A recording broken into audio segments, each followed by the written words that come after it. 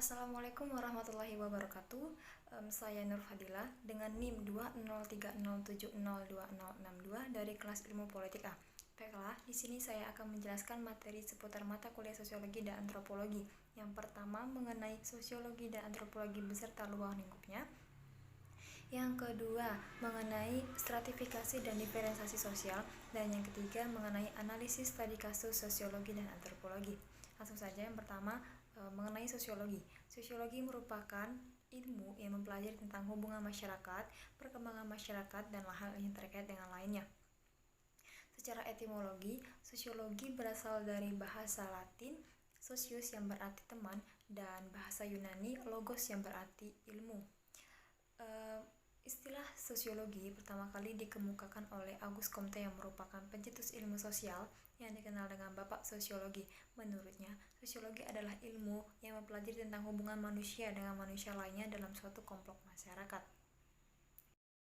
Sifat-sifat ilmu sosiologi: yang pertama bersifat empiris atau kenyataan bisa dilihat secara langsung. Yang kedua bersifat teoritis, hasil observasi. Yang ketiga bersifat kumulatif, teori yang sudah ada atau yang sudah dikembangkan. Yang keempat bersifat non-etis, fakta sebuah masyarakat. 4 pokok bahasa sosiologi. Yang pertama fakta sosial, yang keempat imajinasi sosial, yang ketiga tindakan sosial, dan yang keempat realitas sosial.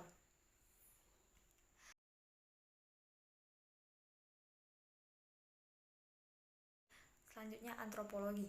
Antropologi berasal dari bahasa Yunani anthropos yang berarti manusia dan logos yang berarti ilmu. Jadi, antropologi adalah ilmu yang mempelajari tentang manusia, mulai dari fisik dan budaya. Antropologi terbagi menjadi 2 cabang, antropologi fisik dan antropologi budaya. Kemudian perkembangan ilmu antropologi dari masa ke masa.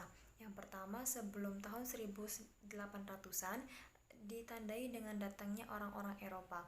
Pada masa ini, antropologi belum dianggap sebagai ilmu pengetahuan. Yang kedua, pertengahan abad ke-19. Yang ketiga, permulaan abad ke-20. Yang keempat, pada tahun 1930-an sebelum Perang Dunia Kedua. Ciri atau karakteristik ilmu antropologi: yang pertama harus bersifat empiris. Yang kedua, selalu berkaitan erat dengan sejarah. Yang ketiga, memerlukan penelitian yang cukup lama. Yang keempat, memiliki ruang lingkup yang luas. Yang kelima, selalu mengalami perkembangan seiring berjalannya waktu. Kita beralih ke pembahasan stratifikasi dan diferensiasi sosial. Stratifikasi sosial merupakan pembedaan masyarakat yang dilihat dari kelas-kelas secara bertingkat atau hierarkis. Stratifikasi berasal dari bahasa Inggris stratum yang berarti tingkatan atau lapisan. Kemudian sifat-sifat stratifikasi ada 3. Yang pertama bersifat tertutup, di mana strata sulit untuk mengadakan mobilitas vertikal. Yang kedua bersifat terbuka, di mana strata bebas untuk mengadakan mobilitas baik vertikal maupun horizontal. Dan yang ketiga bersifat campuran, di mana stratifikasi campuran merupakan kombinasi dari stratifikasi tertutup dan terbuka. Fungsi stratifikasi untuk mendorong sistem kinerja yang efektif, di mana setiap individu terbagi dalam spesialisasi tertentu dalam suatu sistem masyarakat. Jenis-jenis stratifikasi sosial: yang pertama usia, kedua jenis kelamin, ketiga agama, keempat etnis, kelima ras. Selanjutnya kita beralih ke pembahasan diferensiasi sosial. Diferensiasi sosial merupakan perbedaan individu atau suatu kelompok dalam masyarakat yang tidak mengupayakan tingkatan atau hierarkis. Artinya, perbedaan ini masih memiliki derajat atau tingkatan yang sama. Ciri-ciri diferensiasi sosial: yang pertama ciri-ciri fisik, ditandai dengan postur tubuh, bentuk mata, hidung, dan lain sebagainya. Yang kedua ciri sosial, pola perilaku seseorang. Yang ketiga ciri budaya, yaitu agama, kesenian, adat istiadat, bahasa, dan lain sebagainya. Selanjutnya ada jenis-jenis diferensiasi sosial. Yang pertama, tingkatan terjadi pada penyaluran barang atau jasa di suatu masyarakat. Yang kedua, ada fungsional terjadi di lembaga sosial. Dan yang ketiga, ada diferensiasi adat yang merupakan norma atau aturan yang mengikat di suatu masyarakat. Kemudian ada kriteria atau bentuk diferensiasi sosial. Yang pertama ada jenis kelamin ditandai dengan organ reproduksi, suara, bentuk mata, dan lain sebagainya. Yang kedua ada ras. Yang ketiga ada klan atau kekerabatan, di mana hubungan ini didasari atas hubungan darah atau garis keturunan. Yang keempat ada agama. Yang kelima ada profesi atau pekerjaan. Dan yang keenam ada suku bangsa. Selanjutnya kita beralih ke pembahasan terakhir, yakni mengenai analisis studi kasus dalam sosiologi dan antropologi yang berjudul Problematika Sosial Budaya Masyarakat di Masa Pandemi dalam Perspektif Sosiologi dan Antropologi. Saya jelaskan secara singkat saja. Virus corona atau COVID-19 merupakan sekumpulan virus yang dari subfamili dalam keluarga Coronaviridae dan ordo Nidorhizzidae. Kelompok virus ini dapat menyebabkan penyakit pada burung dan mamalia, termasuk manusia. Pada manusia, coronavirus ini menyebabkan infeksi saluran pernapasan yang umumnya ringan, seperti flu dan batuk. Coronavirus ini menimbulkan dampak negatif dalam perekonomian negara termasuk Indonesia, karena Indonesia memiliki berbagai macam sektor yang mempengaruhi perekonomian negara.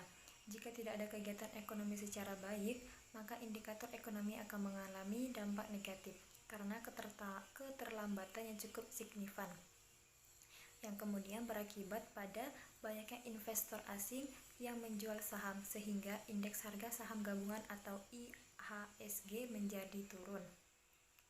Perubahan yang terjadi sekarang ini yaitu perubahan yang tidak direncanakan, karena perubahan yang berlangsung di luar kehendak dan pengawasan masyarakat. Perubahan ini biasanya muncul atau biasanya menimbulkan pertentangan yang merugikan kehidupan masyarakat dan sangat merugikan semua orang. COVID-19 ini sangat membuat perubahan sangat besar bagi semua orang karena membuat pengaruh besar terhadap semua orang ini terkena kerugian dan faktor yang cukup besar.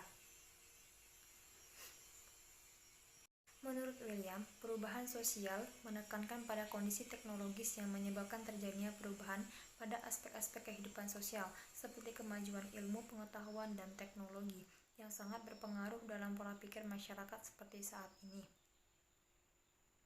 Kita harus bisa mengubahkan teknologi saat COVID-19 ini. Setiap pekerjaan kita banyak menggunakan teknologi, karena teknologi mempermudah kita menyelesaikan masalah.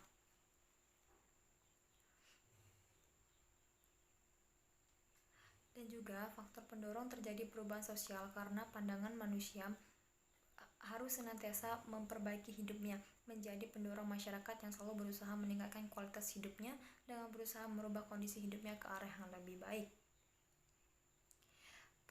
Kejadian yang kita hadapi ini bukanlah suatu wabah biasa, tetapi wabah virus kecil yang sangat mematikan. Saat ini banyak masyarakat yang membuat asumsi-asumsi berita yang kurang baik yang bisa dipastikan kebenarannya atau hoaks, sehingga membuat masyarakat lainnya menjadi takut menghadapi virus ini. Maka dari itu, peran pemerintah pusat dan pemerintah daerah sangat diperlukan untuk menghimbau dan menekan masyarakat agar tidak membuat asumsi-asumsi yang membuat masyarakat luas menjadi takut dan panik. Karena rasa ketakutan dan kepanikan ini akan menimbulkan penyakit atau stres dalam menghadapi virus ini. Kemudian menginformasikan berita-berita yang menggembirakan agar masyarakat merasa tenang dalam menangani COVID-19 ini. Itu dia penjelasan dari saya tadi mengenai sosiologi, antropologi beserta luar lingkupnya, stratifikasi dan diferensiasi sosial, serta analisis studi kasus dalam sosiologi dan antropologi. Saya mohon maaf bila ada salah kata. Saya akhiri. Wassalamualaikum warahmatullahi wabarakatuh.